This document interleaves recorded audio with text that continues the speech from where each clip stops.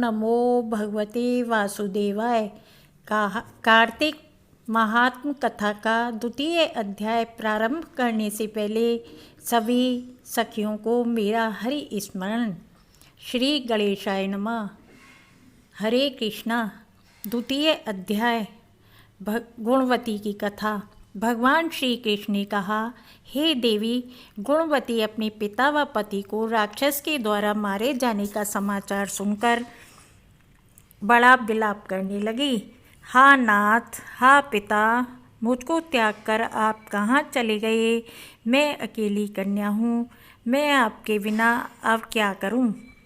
अब मेरे भोजन और वस्त्र आदि की व्यवस्था कौन करेगा? घर में स्नेह पूर्वक मेरा पालन पोषण कौन करेगा? मैं कुछ नहीं कर सकती।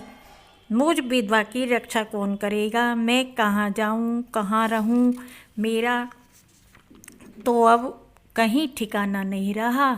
इस तरह रोती और बिलखती गुणवती पछाड़ खाकर पृथ्वी पर गिर पड़ी और मूर्छित हो गई और देर तक पड़ी रही। फिर जब होश में आई तो पूर्ववत अत्यंत करुण विलाप कर शोक सागर में डूब गई। जब कुछ संभली तो उसे ध्यान आया कि मेरे पिता तथा पति की मृत्यु के पश्चात उनकी क्रिया करनी चाहिए जिससे उनकी गति हो सके। अतः उसने अपने घर की सारी वस्तुएं बेच दी।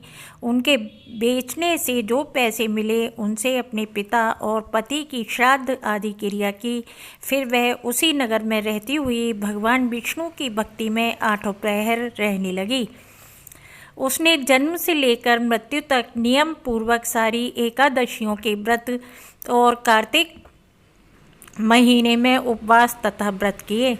हे प्रिय, ये एकादशी और कार्तिक व्रत मुझको बड़े ही प्यारे हैं। मुक्ति, भुक्ति, पुत्र तथा संपत्ति को देने वाले परम पवित्र हैं।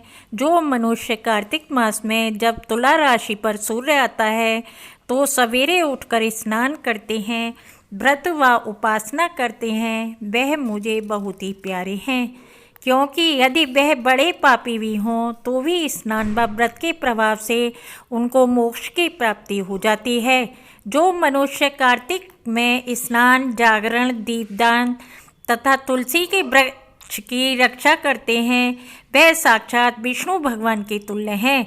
जो मनुष्य कार्तिक मास में मंदिर में झाड़ू लगाते हैं और स्वास्तिक बनाते हैं और विष्णु पूजा करते हैं वह जीवन मुक्त हो जाते हैं। यह सुनकर गुणवती भी प्रतिवर्ष मन लगाकर कार्तिक का व्रत और भगवान विष्णु का पूजन करने लगी।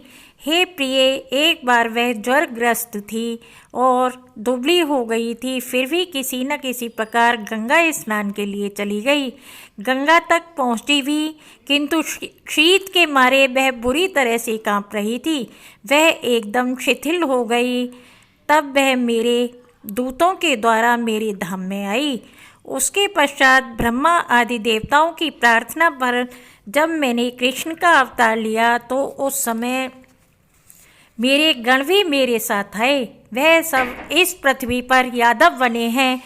तुम्हारे पिता जो कि पूर्व जन्म में देव शर्मा थे इस समय इंद्रजित हैं। पूर्व जन्म में चंद्र शर्मा जो तुम्हारा पति था वह आकू है। और हे भामिनी, तू ही वह गुणपति है। यह कार्तिक व्रत का ही प्रताप है जिससे कि तू मेरी अर्धांगिनी बनी है। पूर्व जन्म में तुमने मेरे मंदिर के द्वारे पर तुलसी का पौधा लगाया था। वह इस समय तेरे महलों के आंगन में कल्प वृक्ष के रूप में खड़ा है। तुमने जो उस जन्म में दीप दान दिया था उसके कारण तुम्हारी देह सुंदर है, तुम्हारे शरीर में शोभा है और घर में साक्षात लक्ष्मी निवास करती है।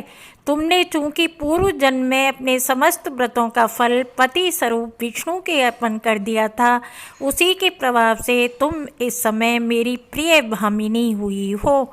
पूर्व जन्म में आजीवन तुमने जो नियम से कार्तिक मास का व्रत किया था उसका यह प्रभाव है कि मेरा और तुम्हारा कभी वियोग नहीं होगा। इस प्रकार जो कोई कार्तिक मास में व्रत आदि करते हैं वह तुम्हारे ही समान प्यारे हैं। वह लोग जो कि दूसरे जप तप यज्ञ दान आदि करते हैं। कार्तिक मास में किए गए व्रत के सामने उनका फल बहुत थोड़ा होता है, यानी कार्तिक मास के व्रतों का 16वां भाग भी नहीं है। इस तरह से सत्यभामा भगवान श्री कृष्णचंद्र जी महाराज से अपने पूर्व जन्म के पुण्य का प्रभाव सुनकर अति प्रसन्न हुई। इस प्रकार द्वितीय अध्याय पूर्ण होता है। हरे कृष्णा।